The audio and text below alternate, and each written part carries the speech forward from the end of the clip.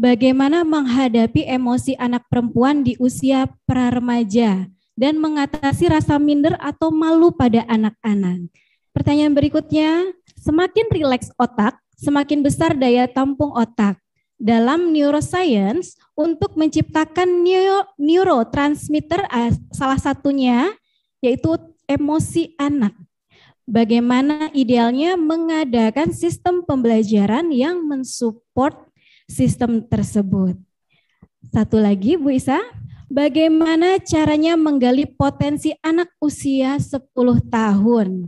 Saya tanyakan apa yang disukai, tapi anak hanya menjawab suka santai-santai saja sambil baca buku. Namun selalu bosan. Gitu. Monggo Dr. Aisyah. Baik, jadi gini. Ayah bunda, bapak ibu guru, otak kita kan ada otak emosi. Bahkan di dalamnya nih ada otak emosi. Namanya limbic system atau disebut juga otak. Nah, dan kalau anak-anak sebelum balik itu emosinya tuh ada 4 dasar. Senang, sedih, takut, marah. Dengan berbagai macam variannya. Jadi di otak manusia ini ada namanya otak reptil, otak batang otak.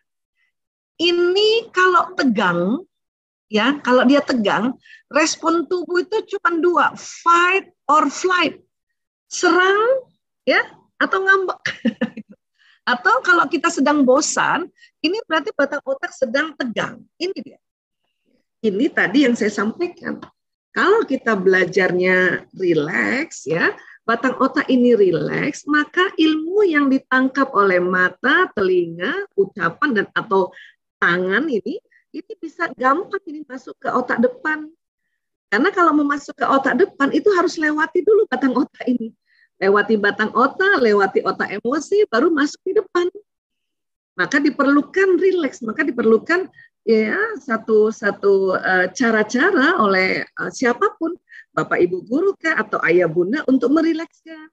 Dengan cara apa ya? Itu bagaimana caranya bikin dia senang, ya ngobrol dulu sebentar, ya kan? Atau kalau mau tanya tugas atau PR, ya tolong nanti pertanyaan ke-5 aja atau ke-10 kalau perlu. Ya, kita sudah tahu anak kita laki-laki, tanya mainannya gimana. Main apa nak? Tadi lagi main apa? Siapa yang menang? Ya Allah, keren banget, Masya Allah. Itu udah diajarkan tuh. Bahwa kalau dia yang menang, kita harus ingat Allah. Masya Allah, tabarakallah, alhamdulillah. Itu udah pelajaran kan? Tanya aja dulu permainannya. Itu mainnya gimana sih nak kayak gitu? Nanti pertanyaan ke-10 baru tanya tuh. Ya, tugas udah selesai nak? Sudah bun? Nah, kalaupun belum, ya, karena tadi ditanya permainan, karena dia seneng, maka dia akan bilang, iya bun, nanti aku kerjain. Seneng kan? Itu kalau saya sih begitu. Ya pendekatannya, karena tahu persis ini batang otak inilah yang bikin anak-anak tegang, yang susah masuk ilmu ke otak. Dan ini juga yang bikin bosan. Ya, kita memang ngasih stimulan tadi, salah satunya ada yang bertanya ya sudah dikasih untuk bikin ya merajut dan sebagainya. Tapi anak-anak kemudian baru sebentar bosan, karena kondisi juga. Kondisi kayak gini kan bosan. Ya, apalagi misalnya udah dia ngerajut nggak diajak ngomong, apalagi anak perempuan, ya. Anak perempuan pas mau masuk remaja, dia perlu ditemenin ibunya walaupun bukan untuk dinasehati. Ya, dan anak perempuan senang kalau lagi ngomong bunda lihat wajahnya. Ya, yang punya anak perempuan ya, umur berapapun, kalau punya anak perempuan lagi bicara, lihat wajahnya. Oke? Itu anak perempuan senang. Dan nggak melulu dinasehati, apalagi mau mens, apalagi mens hari pertama sampai hari ke-5. Tahan nasihat bunda sampai masa subur. Apa masa subur Bu Isa? Hari ke-10 setelah mens. Mens hari pertama hitung 1, 2, 10, itu baru masa subur. Nah itu ada 2 pekan di situ senang diajak ya nasihat di situ. Tapi sekali lagi bosan itu tadi otak reptil. Apa sih yang diharapkan pada saat anak bosan? Anak hanya minta orang tua, ayah bunda, bapak ibu guru untuk paham bahwa dia bosan. Bunda, aku bosan. Kita bilang, iya nak, bunda juga ngerti, bunda juga kalau jadi kamu kali bosan. Itu cuma yang diminta. Nggak usah telepon gurunya, atau misalnya tanya, kenapa bosan? Habis guru aku kalau ngejelasin nggak jelas. Bunda jangan cepet-cepet telepon gurunya, nanti anak malu. Bunda, kenapa aku diteleponi? Nanti aku ditandain sama guru aku. Bukan itu yang anak mau. Anak cuma mau didengerin aja. Karena anak pada saat dia bilang, aku bosen. Itu sudah mulai rileks lagi batang. Oke? Dan kalau ditanya gimana untuk kita nih supaya bisa pendekatan-pendekatan belajar saat ini. Ada satu lagi ilmu yang harus kita tahu. Apa? Gaya belajar. Kenapa? Memang saraf ini menangkap dan kemudian dia menempel pada batang otak dan otak mamalia untuk membawa ilmu masuk di otak sini. Ya. Tapi ada lagi yang harus kita tahu bahwa setiap anak, ya, kemampuan saraf-saraf di indranya itu beda-beda dominasinya karena dipengaruhi watak.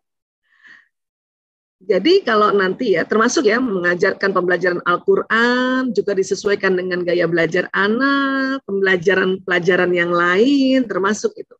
Harus sesuaikan dengan gaya belajar anak. Maksudnya apa Bu Isa? Ada anak yang saraf matanya lebih dominan menangkap informasi. Itu namanya gaya belajar visual. Maka dia pasti akan lihat, Bapak Ibu Urung jelasin pasti dia lihat. Tulisannya pasti dia akan lihat. Dikasih warna-warni, kasih stabilo dan sebagainya. Dan kadang dia mau baca, nggak mau diceritain sama bundanya, mau baca sendiri. Nah, itu namanya gaya belajar visual. Saraf di matanya lebih cepat menangkap informasi untuk dibawa ke atas. Ya. Ada lagi anak telinganya yang kuat menangkap.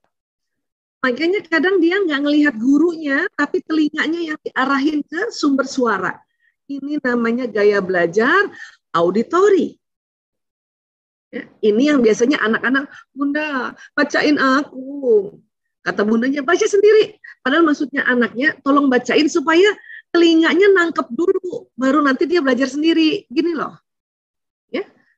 Bunda juga kan ada yang lebih senang belajarnya lewat YouTube atau lewat kajian diceritakan oleh narasumber dibanding baca buku sendiri. Atau setelah mendengarkan kajian baru cari bukunya kan. Itu karena auditori namanya, Bunda. Ada lagi saraf di tangan anak, di tangannya, dan di kaki, itu yang lebih dominan menangkap informasi. Ini namanya gaya belajar kinestetik. Maka anak itu belajar pasti goyang-goyang, anak itu belajar pasti jalan-jalan, gitu. Ya, ini yang harus kita pahami ya, supaya kita tahu bahwa ada gaya belajar. Memang tiga-tiga atau semua saraf ini menangkap informasi, tapi ada satu atau dua yang dominan. Jadi Bun kalau anaknya apalagi laki-laki dan dia kinestetik auditori, ya dia bawa itu gadgetnya dari kamar ke kamar bundanya, ke lantai atas, ke pekarangan itu, ya itu gaya belajar anak. Itu agar apa? Agar sistem saraf yang dominan menangkap dan batang otak rileks, sehingga bisa pelajaran sampai ke sini. Bu Aisyah kalau belajar tegang tuh nanti informasinya sampai mana sih? Sampai batang otak doang. Itu yang nanti namanya short memory, 1 kali 24 jam saja ingatnya. Ya, kalau kita belajar SKS, itu memang kita ingat, tapi 1 kali 24 jam. Ya, besok lusa sudah lupa. Makanya harus ya belajar dengan rileks supaya masuknya ke depan. Itu pun harus diulang-ulang. Ya, jadi kurang lebih seperti ini yang pendekatan-pendekatan yang bisa kita lakukan pada anak.